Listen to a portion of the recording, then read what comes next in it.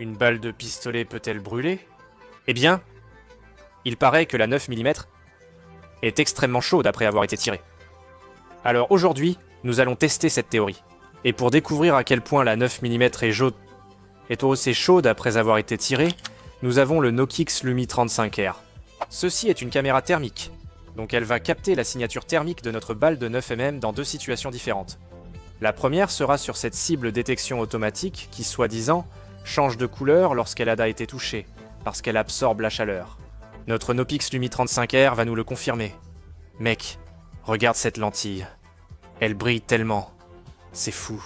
Et bien sûr, la gélatine balistique, que nous allons enregistrer avant et après avoir été tiré dessus pour voir s'il y a une différence de chaleur dans le gel.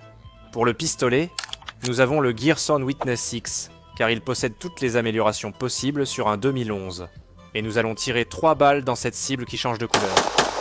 Oubliez la douceur de ce tir. Voyons les résultats.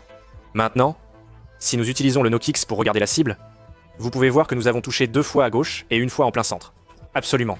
Il y a un changement de couleur impressionnant qui est très visible. Et qu'en est-il de notre gélatine balistique? Voici notre signature thermique avant, qui est assez froide. Nous allons maintenant tirer dessus.